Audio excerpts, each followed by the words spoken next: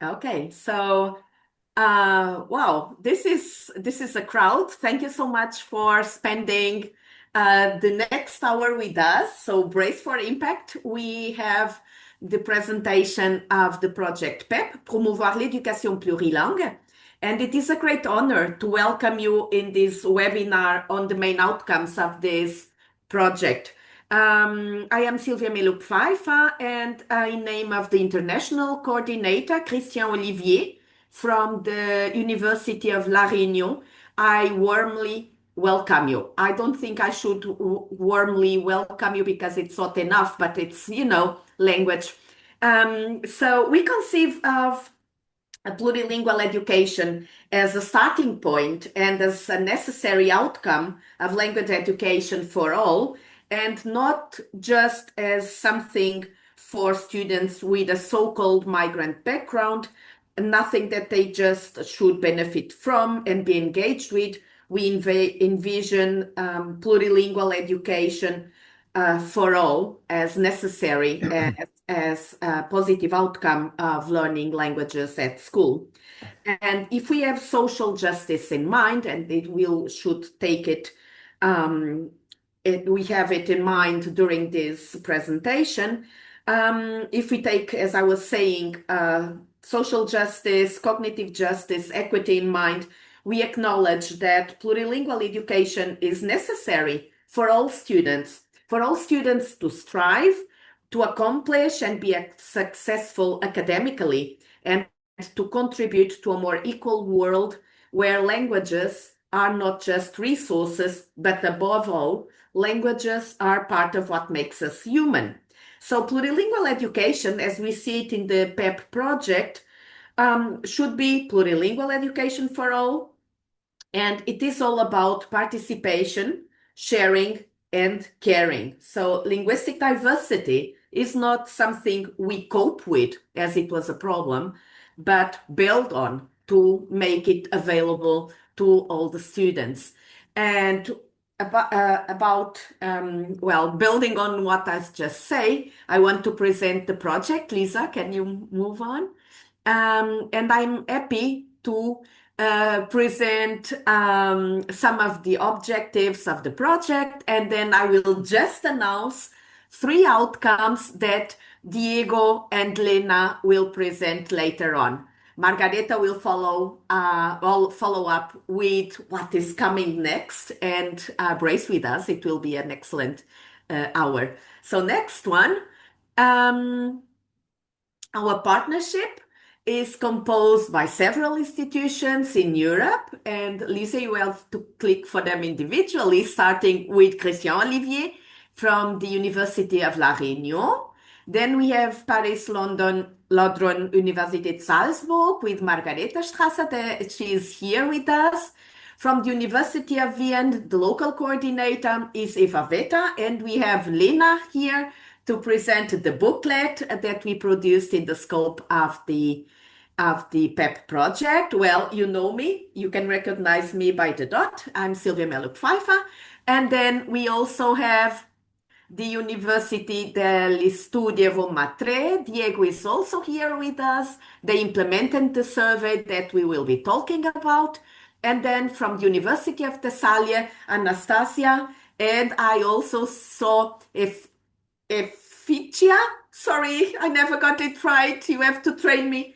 And Filomena Capucho from the Universidade Católica Portuguesa. I'm happy to say it in Portuguese because this is also my mother tongue. Hello, Filomena, I know that you are there.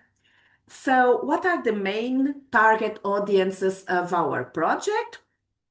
We have teachers as target audience of our products. We also have teacher trainers, language policy makers, and language students. So let me just ask you if you identify with this. You probably already saw the questionnaire, and from the audience, I got mainly the results that you are mainly either a teacher educator or an online an on-service teacher. Some of you, about 27%, identify as a researcher, but we also have pre-service teachers among us. So this is a diversified audience, and we are happy to welcome you all in this hour of our webinar.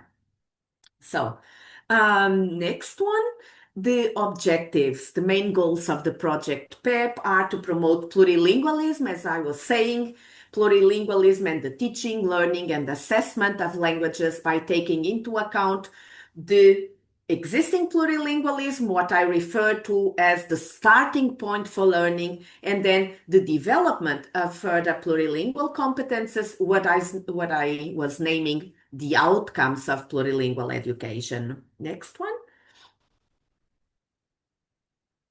So the objectives of the PEP project are to increase knowledge of plurilingual practices in secondary and higher education institutions. So as you easily see, we didn't cover pre-scholar education or primary education. So we targeted secondary and higher education institutions and broadly disseminate teaching and assessing practices. And this is also what Lena will present with the ideas of how to implement this.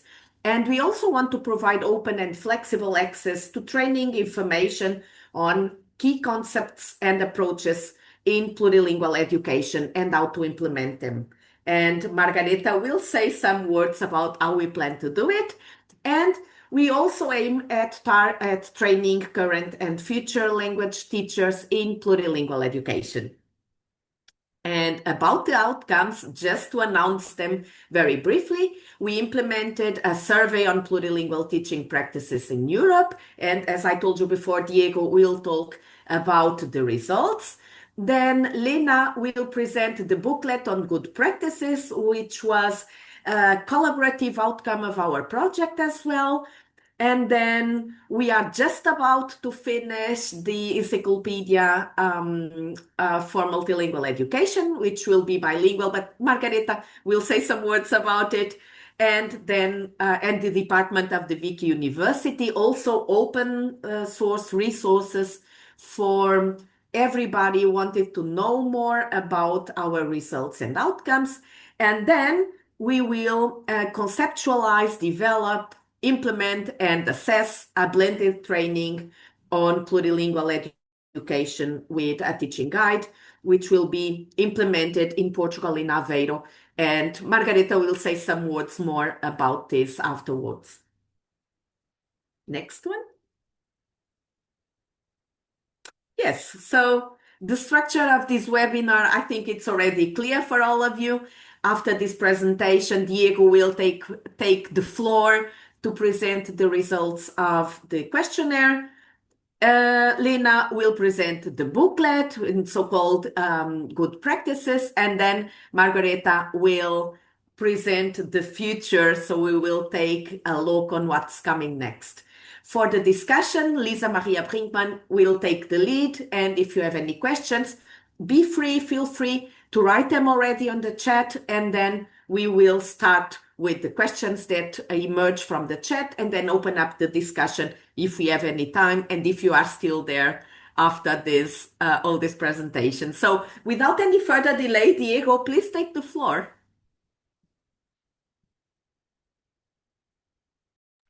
Sí, gracias Silvia y gracias a todos por estar aquí. Thank you so much for the presentation, and we are really happy to meet you in this opportunity to talk about some of the outcomes of this project. I will talk for about 15 minutes so we can leave some time at the end of this webinar to discuss some questions or some offer hear your commentaries and so on. So next, please. So as it has already been said, I'm going to talk about one of these outcomes that was it is the survey. So can you present all the whole outcomes. Thank you so much. So we have been in the last couple of years, we have been working on this survey on plurilingual. Can you next? Exactly. Yeah, this is no the last one. This is very important because we one of the starting points from the for this service is the importance of the cognitive and emotional dimension of teachers, because we know we are really aware of what that means for not only for plurilingual education, but for linguistic education and in general for education. So we wanted to explore to delve into this sphere to understand some of these aspects in the language education. So next, please. So we structure our questionnaire in four main sections that you can see here. So in section one, we have this European plurilingual education policy. So we ask teachers the opinions on European plurilingual education policies. And the second section, we wanted to investigate teacher views on multi or plurilingualism, European policies and plurilingual education practices. In the third section, we wanted to gather some professional plurilingual practices. And the last section is the demographic data. So that we are using it to explore all the data that we collected. So we collected, next please, we collected 800 responses to this questionnaire. Actually, we collected more than 800. We collected, I think, twice as that, but unfortunately, many of them were incomplete. So we could analyze only this. This was, and I can say this now, this was a very long and cognitively hard a questionnaire. So it wasn't easy. So many of our respondents or of our informants just quit, and we lost those data. But we have 800, and it's a very good number. As for the methodology of the structure, we pretested it in two different phases. So we call them internal and external, but basically we involved more than 40 informants to build this questionnaire. So we really work on that structure. We wanted to be clear and really well formulated. So we took care of this phase. We already published the one descriptive statistical analysis, so you can find it in our website. We are going to you probably can visit the website now, so you find the report there, and you will find some descriptive statistical analysis. And we are now working on correlations, or better, they should be called associations between different aspects of the questionnaire. And one of the things that we are really interested in is the distribution in the different geographic areas. So in general, what I can say is that our informants are mostly, next please, female, as you can see here, which represents perfectly the trends in linguistic education. Next, please. And then we have experienced teachers that are between 40 and 65, nearly. So almost 70% of them they have more than 10 years of experience. This is from another from this next question. So can I see the next, please? As you can see here, so we have really we actually don't have in pre-service teachers. We have a lot of some young teachers, but most of them are experienced teachers with more than 10 years. So as for the first question, what we observed is in this question, we ask informants about the policy of the two languages to be learned. So if they did agree with this statement, so we wanted to know to what degree they were aligned with this. As you can see here, so in the first in the first place, you can see here that 65% tend to agree with that, but some of them, so nearly 30%, they think that only one language, one other language should be mandatory. And the 5% is doesn't agree with that, so they would prefer not to be obliged to learn any other language. So this is very interesting. We are trying to explore. We are exploring these responses because it's quite interesting coming from language experts that are working in this field, so in the language teaching field. Next, please. So, among the advantages of plurilingualism, we proposed some of these advantages in a list. So they rated really high, for example, intercultural dialogue, cultural enrichment, as you can see here. But what is interesting is that the competitiveness was rated really low. So what I think is that plurilingualism in general tends to be perceived as a very useful or enrichment in general, but there is not this link to the idea of competitiveness or economic reasons linked to the knowledge of several languages. In the next slide, as you can see here, we explored also the languages used in classroom, and what we can see here is that is it the okay, thank you.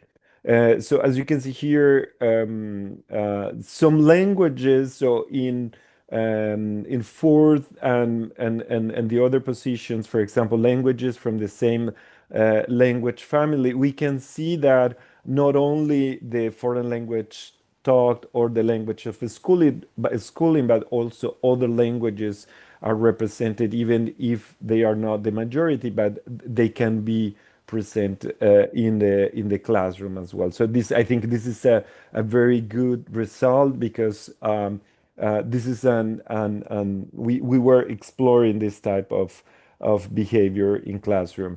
In the next slide, we can see the plurilingual practices. So it was interesting for us to know what type of plurilingual practices the teachers were using in carrying out and in their classroom. So the school language and the foreign language are central for facilitating comprehension, as can be easily understood.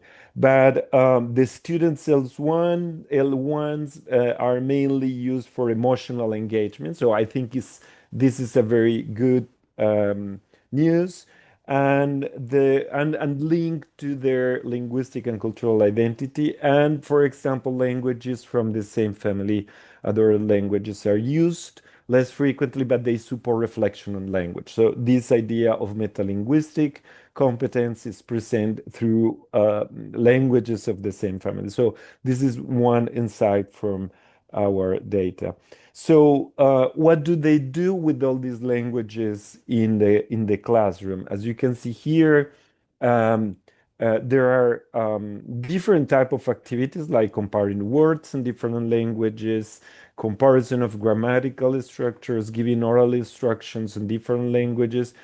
So these are the main activities, but as you can see, for example, other more complex activities tend to be less present in the classroom. For example, plurilingual interaction, or giving written instructions in different languages, or completing tasks involving different languages tend to be less present. So I want you to focus on these two, the first two, comparing words or comparison of grammatical structures, because I think that one of the insights is that the perception that we have from the idea that emerges from these results of their plurilingualism is more additive than integrated. So I think this is one thing that can be really useful for us, because we need to work on that, the idea of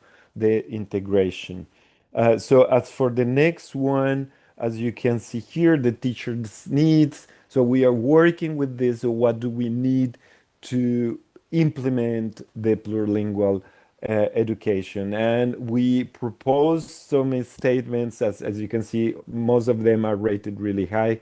But I think it's important to say that the informants perceive the institutional support as really important. I think this is important insight, because as we see that our informants have a really clear idea of what plurilingualism is, and what is the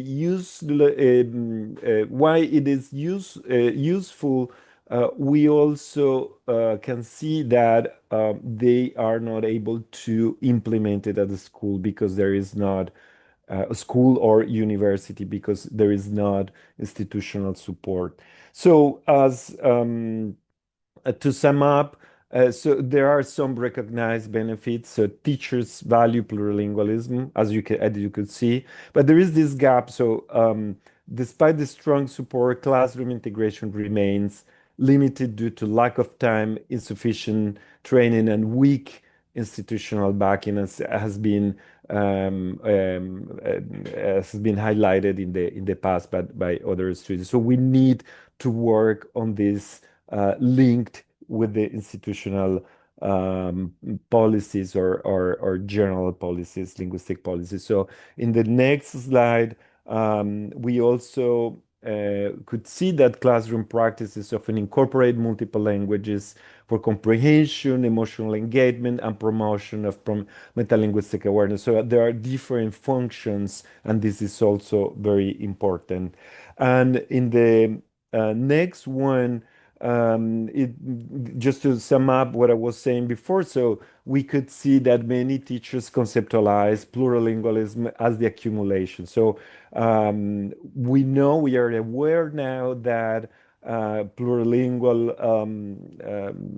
plurilingual repertoire is a dynamic, integrated repertoire, is an integrated competence, which involves flexible use of diverse linguistic resources. So I think it would be important to work on this, on the training sessions for teachers. And in the last one of my summary, we know that yeah, but this is redundant to what I've already said, but I think it's important that teachers tend to be really positive towards plurilingualism, but there is a lack of support. So for the recommendations, again, just to add some redundancy, so we have in the next slide, we need to develop targeted professional development programs. While most teachers are aware of the European plurilingual goals, these have limited influence on everyday classroom practices. The second one is that we need to enhance inter and intra-institutional support and curricular frameworks to be able to integrate plurilingual practices. And in the last one, we need to promote a policy alignment that values linguistic diversity and provides a coherent, open, and sustainable framework for implementing plurilingual practices in education. So I wanted to just to linked to what Sylvia was saying at the beginning of this webinar, that it is important that we understand this idea of the plurilingual education not as an emergency or as a solution to a problem, but to be able to understand that plurilingualism is inherent to humans and that we all the time are dealing with different languages. So this is not an exception in the history of humanity. This is our nature. So we need to take this into account because we need to know that the diversity in linguistic, not only, but in linguistic resources come from different languages. So I will ask Lina to take the floor to the second to the next section, and thank you very much. Thank you, Diego. So I hope everybody can hear me. Okay, great. So well, a very warm welcome from me too. I'm really happy to be able to present this second part, second product of our project. It's a big project. I'm really happy that it's finished.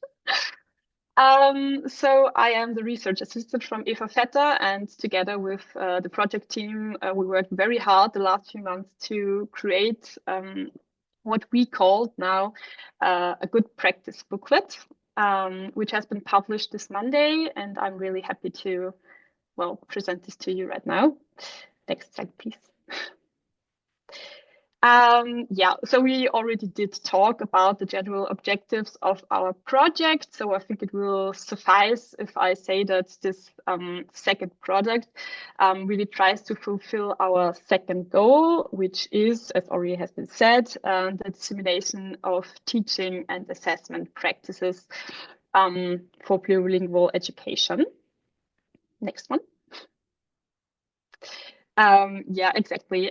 So that means that the planned outcome for this specific goal and also the result of our so-called work package 3 was to create a booklet with good plurilingual practices for language education specifically. Yes, so why did the project decide on this goal, and why did we decide to create a booklet with practice examples for teachers? So we try to respond to political agendas like, for example, the UNESCO Education 2030 agenda, especially goal number 4, which speaks from an inclusive and equitable quality education and lifelong learning opportunities for all. And this includes multilingual education, quite clearly shown by, for example, UNESCO's guide on languages matter. And as PEP is also a European project, we also try, of course, to respond to European policies, like, for example, the reference framework for lifelong learning, which mentions multilingual competences as one of 8 key competences, and the overall European recommendation to view pluricultural and plurilingual education as essential for social cohesion and democratic culture altogether. Yes, and also, and this I think personally is very important, is that if we think back to the presentation that Diego just gave us, is that our booklet responds also to our survey results, especially the needs of language teachers for a better implementation of plurilingual practice, especially as shown beforehand, the fact that more appropriate teaching resources are needed, shown by 58.53% of our survey participants. So over half of our survey participants deemed this fact as at least very important. And with our booklet, we try to respond to this need. All right, now concerning our process, how did we create this booklet with practice for plurilingual education in language education? First and foremost, we really wanted to use materials that already exist as inspiration and as guidance. So our first step had to be to collect those materials. This we did in 3 steps. So firstly, we collected materials via our survey that Diego just presented. So our participants had the possibility to upload plurilingual teaching materials if they had any and if they wanted to do so. Secondly, our project members had the possibility to propose some of their own materials. And thirdly, we conducted an extensive online research to gather even more plurilingual practice. So as a second step, we continued with a categorization. We decided on 3 focuses, namely becoming aware, take action, and learning, to which I will say more in a minute. And after we categorized our collected materials, we continued with our selection process. It was supported by 10 selection criteria, which we developed internally within the project. So criteria for to try to answer the question, what is a good practice and why would we choose this practice? I will show you these criteria later too.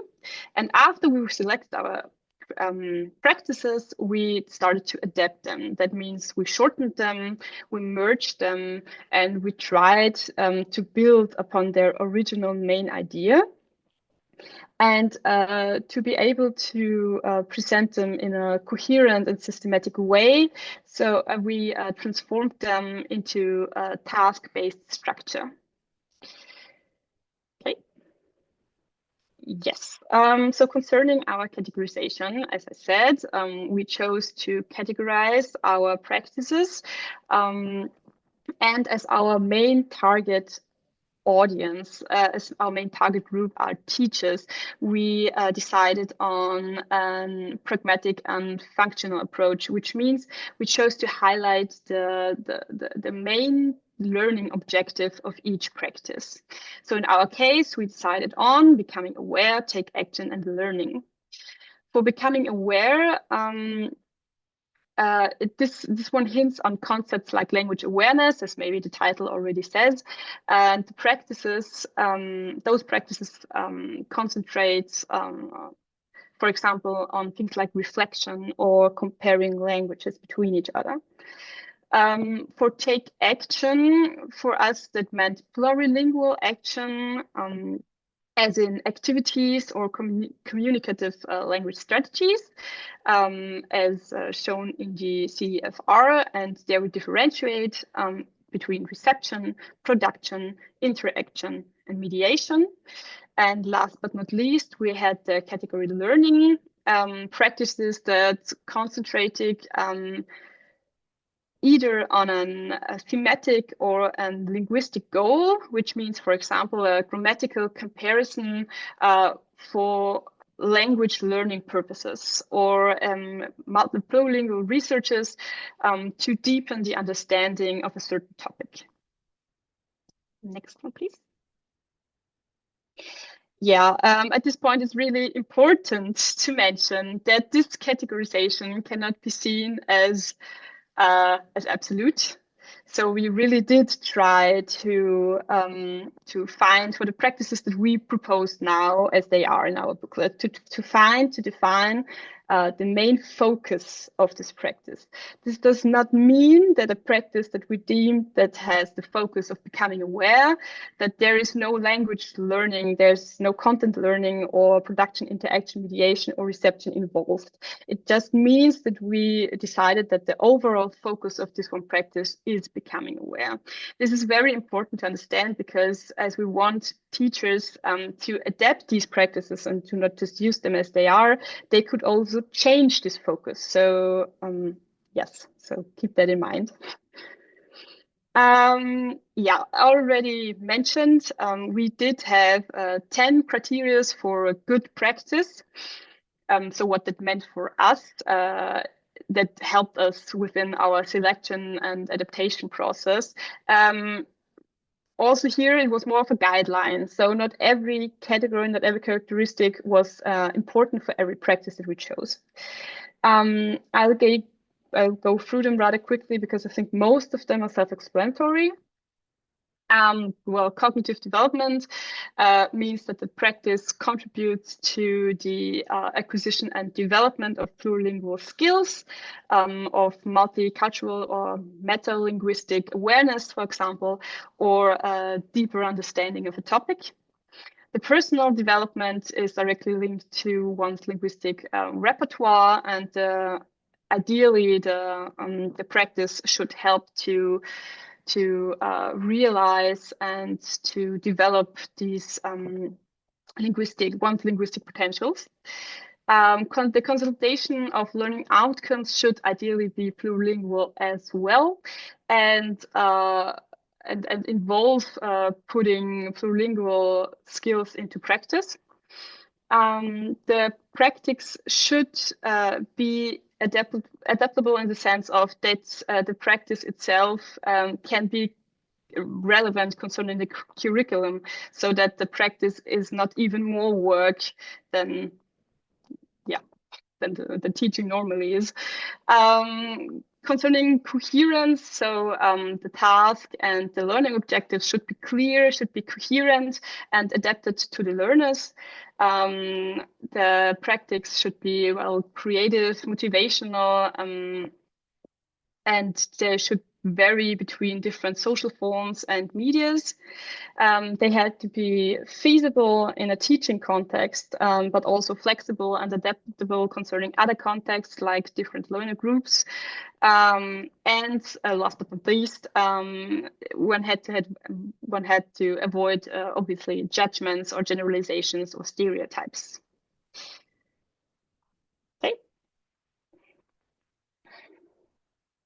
Okay, so what is our result? So we do have now, after extensive work, a booklet which starts with actually 20 pages of a huge theoretical introduction, where we talk a little bit more also in more detail about our approach, which in case of the booklet is a more holistic and dynamic one, which means that it encompasses all components of one's linguistic repertoire, and that all of those components can enrich each other. This theoretical introduction is followed by the heart of our booklet, which means we chose 18 adaptable practice examples that all have the individual language repertoire as a starting point, but it depends on the practice. There are practices that may focus or target specific components. And we did publish it online in open access. I will put the links later into the chat as soon as I'm finished with my presentation. We do have the booklet in 3 languages, our project languages, English, French, and German. Okay. And before I stop, I'd like to show you sort of a little sneak peek into our booklet and what those practices actually look like. So here you have the example called multilingual debate.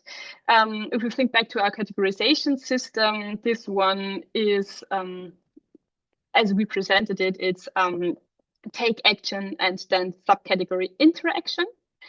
And as you can see, the first page, I did cut it together, but normally the first page is a sort of an overview of certain characteristics of this specific practice.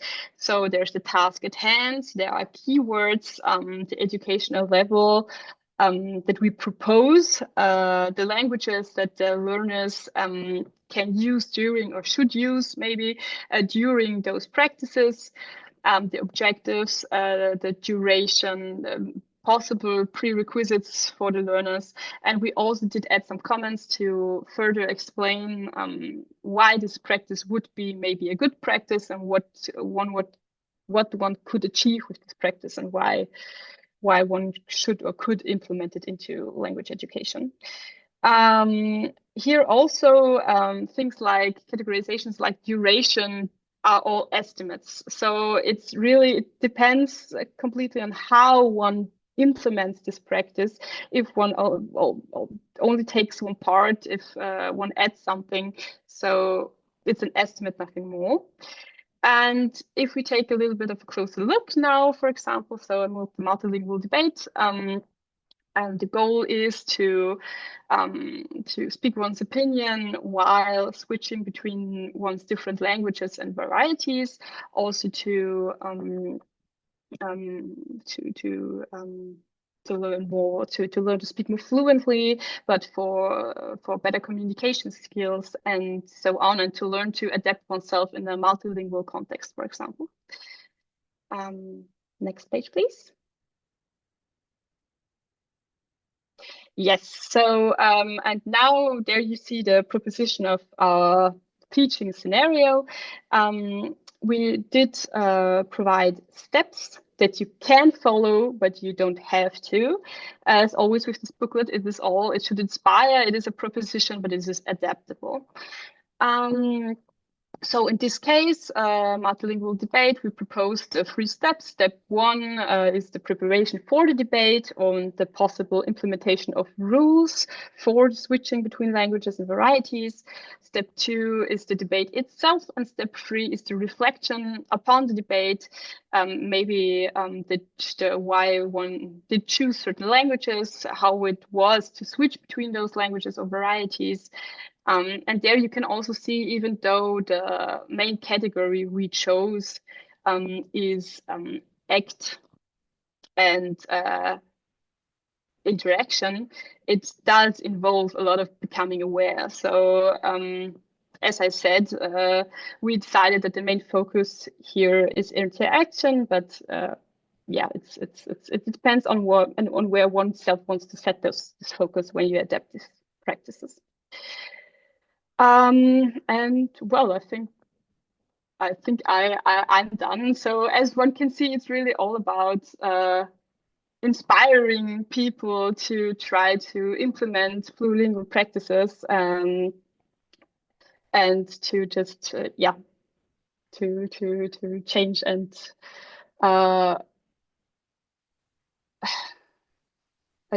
to enrich language learning altogether.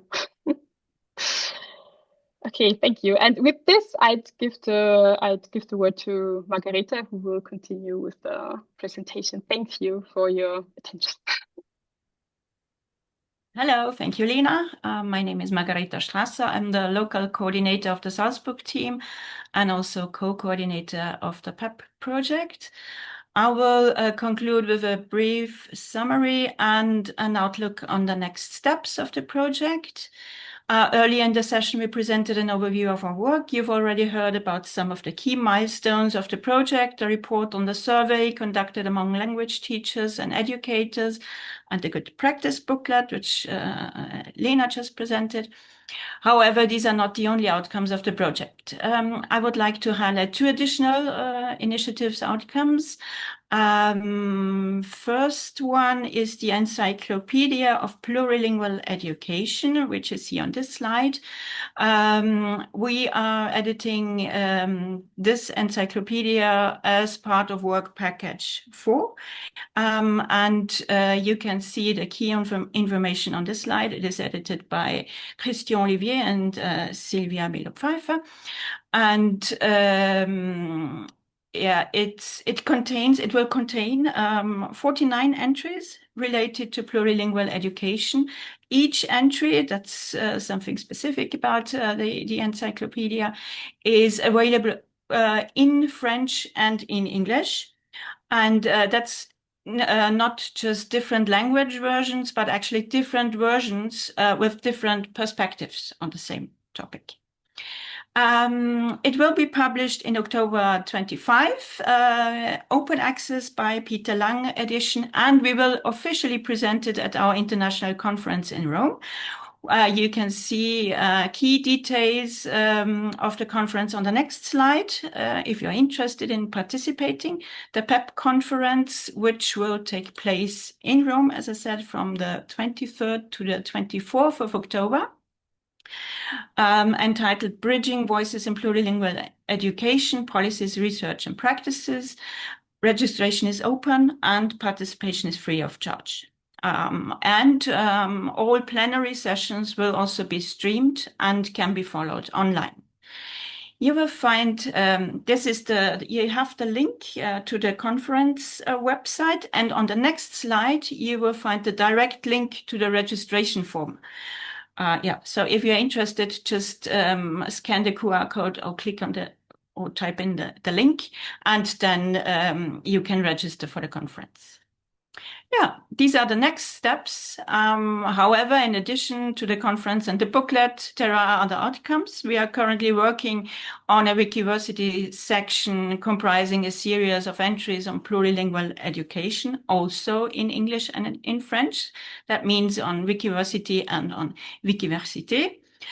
And at the beginning of July 26, we will organize a teacher training in Visio. We are currently working on the program and will disseminate the information in due time. Finally, I would like to draw your attention to our project website, where you can find more information about our work and access the project outcomes. There's also a QR code and a short link to access the website. You can find information about the project, but also the project outcomes and production products. For example, the research report presented in 3 languages, English, German, and French, and the good practice booklet also available in German, English, and French. I think Sylvia already posted the links in the chat. Here again, the link to the website. So if you're interested, take a look. Yeah, I think now we have some time for questions and discussion, and I'll hand over to Lisa for the discussion. Thanks a lot. Thank you very much to all the 4 presenters, to all the 3 presenters. I will stop recording now because the